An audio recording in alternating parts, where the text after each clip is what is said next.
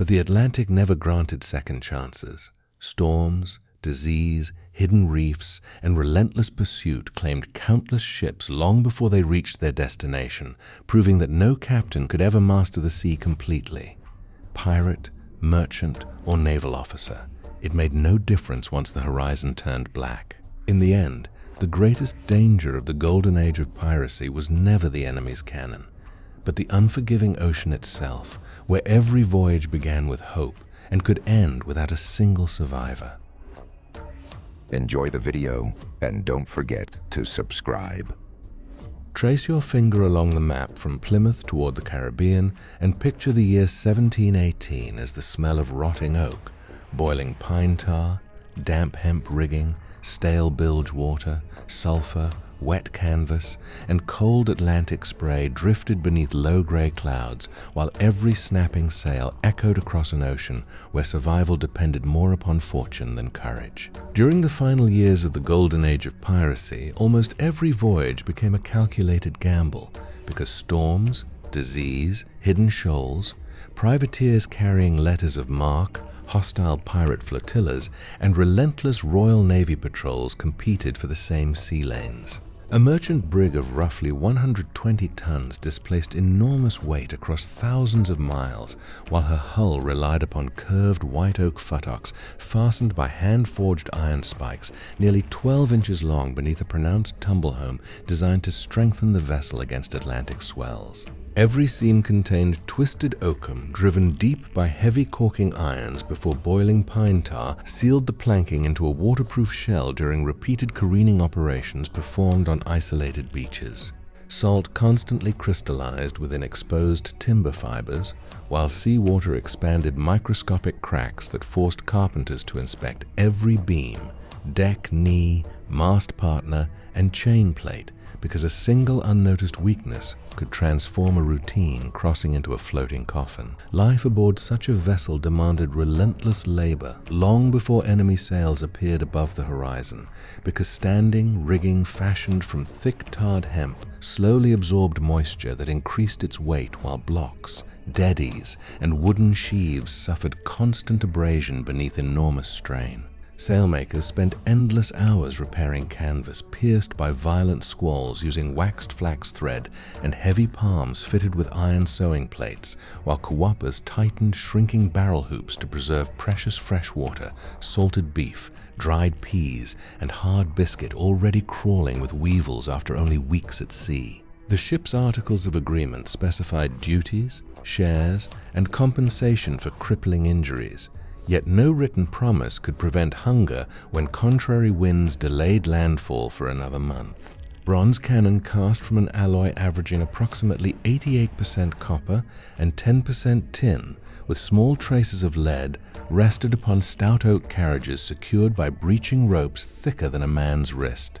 Their charges relied upon black powder containing roughly 75% saltpeter, 15% charcoal, and 10% sulfur, producing rapidly expanding gases that hurled solid iron shot through oak planking with terrifying force. The impact crushed wood fibers instead of merely cutting them, sending razor-sharp splinters across the gun deck where those fragments often inflicted deadlier wounds than the cannonball itself. Yet experienced captains feared invisible dangers even more because a hidden reef, a shifting sandbar, or one broken mast could destroy an entire voyage without a single hostile shot being fired. Navigation itself remained an uncertain science, despite the growing use of cross-staffs, backstaffs, magnetic compasses, traverse boards, and carefully maintained log lines, because longitude still depended largely upon dead reckoning, accumulated experience, and favorable weather rather than precise calculation.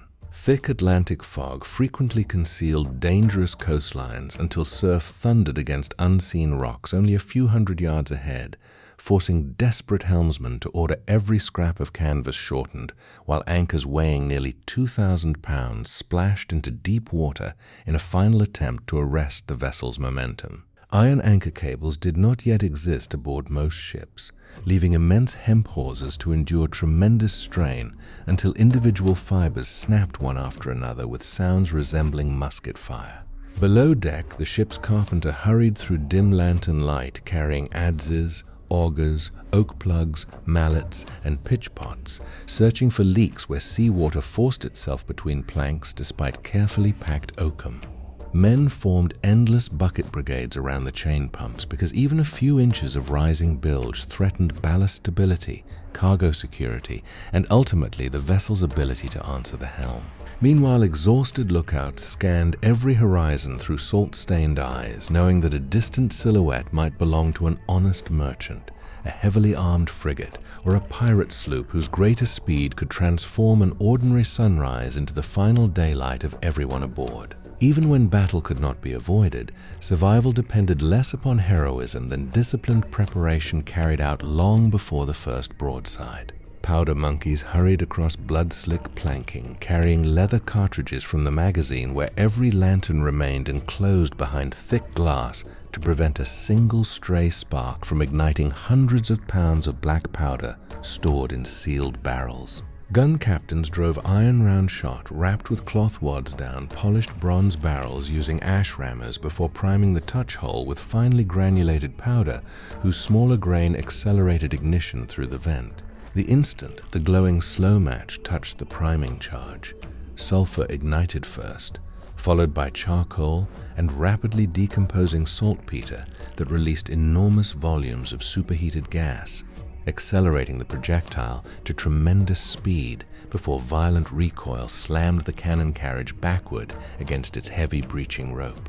Enemy hulls constructed from seasoned white oak rarely shattered cleanly because the iron ball compressed, fractured, and ripped apart the dense grain, producing clouds of jagged splinters capable of slicing through flesh, tendons, and bone with horrifying efficiency. Above the gun deck, splintered yards crashed through rigging while tarred hemp shrouds snapped under impossible loads, collapsing entire masts that crushed sailors beneath tons of timber, canvas, iron fittings, and tangled cordage. Victory often belonged not to the stronger crew, but to the vessel whose hull, futtocks, knees, and deck beams endured only a little longer than the enemy's. Yet countless voyages ended without cannon smoke because the Atlantic itself remained the greatest executioner of the 18th century.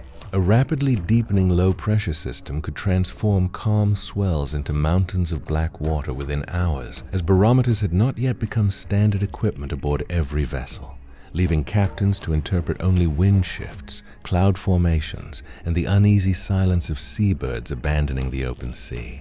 Waves exceeding 30 feet hammered the bow until every frame shuddered from stem to stern, forcing the hull to flex against tremendous stresses that tested every futtock, lodging knee, beam clamp, tree nail, and iron spike hidden beneath the deck. Pumps worked continuously while seawater burst through exhausted seams despite repeated careening and fresh applications of boiling pine tar. Loose cargo weighing several tons threatened to break free as violent rolling shifted barrels, cannon, and ballast, altering the ship's center of gravity with catastrophic consequences. Men climbed swaying shrouds, carrying sharp rigging knives to cut away shattered topmasts before their enormous leverage dragged the entire vessel onto her beam ends. Salt spray blinded the helmsman while freezing rain soaked every woolen garment until fingers became too numb to grip the whipstaff securely. When dawn finally revealed the aftermath, survivors often discovered missing companions washed overboard during the darkness, broken bulwarks hanging above empty seas, and an ocean littered with shattered spars, proving that on these waters every successful voyage represented not certainty, but borrowed time.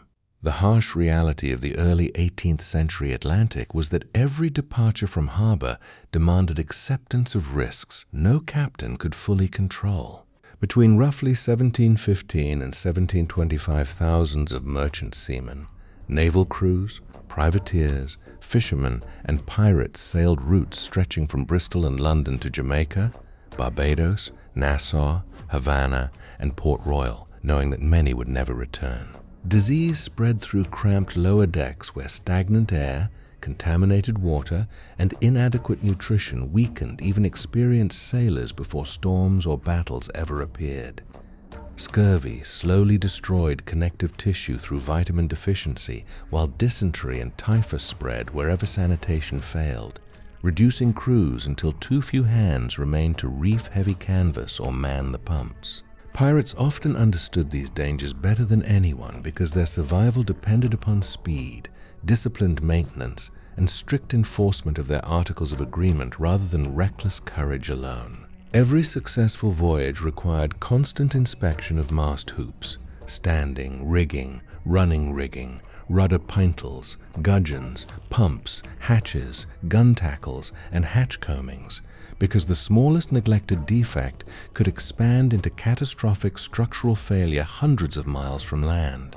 Whether a ship carried peaceful cargo, sailed under royal colors, supported by letters of marque, or flew the black flag beneath a feared pirate captain, the Atlantic treated every hull with complete indifference.